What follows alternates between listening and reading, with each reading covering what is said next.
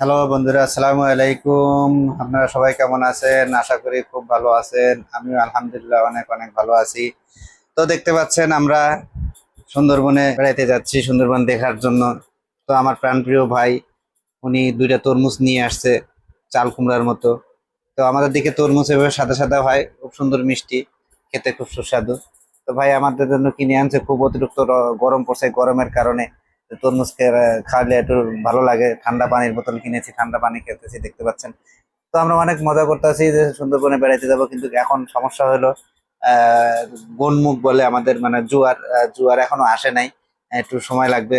তো এই জন্য তো আমরা ওই নৌকাটা অনেক উপরে আছে, তো টেনে নামাইতে হবে। তো কি করব আমরা সবাই চিন্তা করতেছি, এবং মানে দাঁড়িয়ে থেকে আমরা সবাই চিন্তা ভাবনা করছি কি করব। দেখতে পাচ্ছেন আমরা চিন্তা ভাবনা করতেছি যে কিভাবে কি করব না করব। পরে সবাই মিলে চিন্তা করলাম যে না, নৌকাটাকে টেনে আমরা পানির ভিতরে নামাবো। জামাইকে বললাম, জামাই তাড়াতাড়ি টানা শুরু করো, এবং প্রাণপ্রিয় ভাই আছে সবার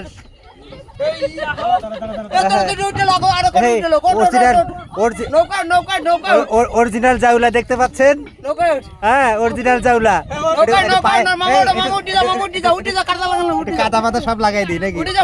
হ্যাঁ হ্যাঁ হ্যাঁ হ্যাঁ।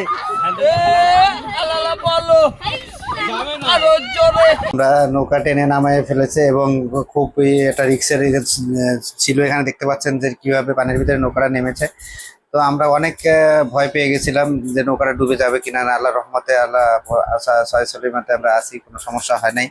তো কিছু পানি নৌকার ভিতরে ঢুকে গেছে। পরে একটা ছেলে ছিল, বললাম যে বাবা তুমি পানিটাকে একটু ছেঁচে দাও, নাহলে তো নৌকায় পানি বেশি হলে অনেক মানুষজন আমরা ছিলাম নৌকার ভিতরে, যাতে সমস্যা হতে পারে, সে কারণে আমরা নৌকার পানিটা একটু ছেঁচে দিলাম। আর দেখতে পাচ্ছেন আমরা অনেক লোক কিন্তু ছিলাম নৌকাটার ভিতরে, প্রায় 15-20 জন, ছোট বড় মিলাইয়ে, বাচ্চারা সাথে গেছে।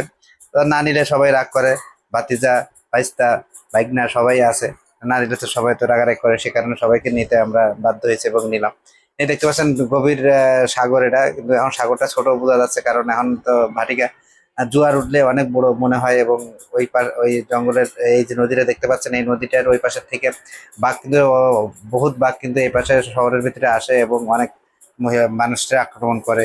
তো এখানকার মানুষগুলো অনেক আতঙ্কে থাকে সবসময়। তো এখন আশা করি ওই ভয়টা নাই, কারণ এখন অনেক দিন হয়ে গেছে। তো এখন এদিকে পশু পাখি জঙ্গলের অনেক কমে গেছে, যে কারণে এখন আর এই দুর্ঘটনাটা ঘটে না। তবে আগে প্রায় প্রত্যেক 2-1 মাস পর পরে শুনতাম যে বাঘ পেরিয়ে আসছে এবং এসে ঘরের ভিতরে ঢুকছে। তো এখন ওটা আর শোনা যায় না, আলহামদুলিল্লাহ অনেকটা সেফ হয়ে গেছে। তো দেখতে পাচ্ছেন আমার প্রাণপ্রিয় ভাই, উনি অনেকদিন পরে গ্রামে আসছে, গ্রামে এসে সুন্দরভাবে নৌকা চালাইলো, খুব সুন্দর। তো আমরা এখন জঙ্গলের ভিতরে উঠবো। সেখানে এখানে ফরেস্টারের একটা অফিস আছে, এখানে সিঁড়ি দেওয়া আছে। ফরেস্টারের অফিসে আগে অনুমতি নেওয়া লাগে, নিতে হয়। তো আমরা অনুমতি নিয়ে আমরা ফরেস্টারের অফিসের দিকে আসলাম, এবং আসার পরে ওখান থেকে অনেক জঙ্গল টঙ্গল কাটার পরে ভিতরে একটা বিল্ডিং আছে, ফরেস্টাররা ওখানে থাকে।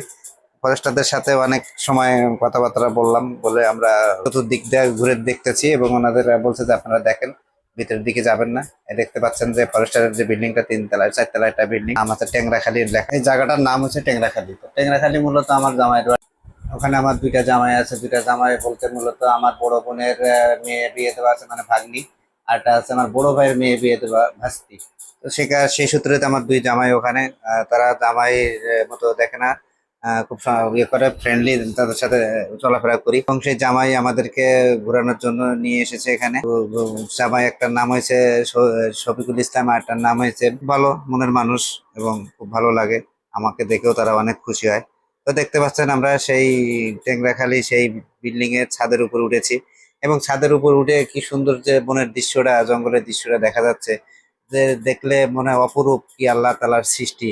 এবং ওরা ওখানে একটা পুষ্কুনি কেটেছে, কত বড়, বিশাল বড় একটা পুষ্কুনি। তো পুষ্কুনিতে ওরা গোসল দেয় এবং ওখানে করে। তো আমাদের দেখা শেষ করার পরে আমরা নেমে চলে যাচ্ছি। দেখতে পাচ্ছেন আমরা নেমে চলে যাচ্ছি এখান থেকে, আবার সেই নৌকায় উঠবো। সবাই যাওয়ার জন্য নৌকায় উঠতেছে এবং প্রস্তুতি নিচ্ছে। নৌকায় উঠে আমরা আবার চলে যাব আমাদের গ্রামে। আমিও নামছি, নেমে নৌকার ভিতরে ওঠার জন্য আস্তে আস্তে যাচ্ছি। তো বন্ধুরা, সবাই ফ্যামিলি নিয়ে বেড়াতে আসবেন, সুন্দরবন বেড়াবেন। সুন্দরবনের দৃশ্যটা দেখতে অনেক ভালো লাগবে। পরিবারকে নিয়ে আসবেন বেড়াইতে, এবং অবশ্যই আসার আগে ফরেস্টারের অনুমতি নেবেন, অনুমতি নিয়ে ভিতরে ঢুকবেন। আমরা পানির ভিতরে, নৌকার ভিতরে আবার নেমে পড়ে বসে আছি, এবং দেখতে পাচ্ছেন কত সুন্দর পানি। ওদিকে আমার প্রাণপ্রিয় ভাই আবার তরমুজ ফাটিয়েছে তরমুজ খাওয়ার জন্য। গরমের আর সহ্য হচ্ছে না, তরমুজ কেটে নিল, তরমুজ খাবার। সবাই ভালো থাকবেন, সুস্থ থাকবেন। আসসালামু আলাইকুম রহমতুল্লাহি ওয়া বারাকাতুহু।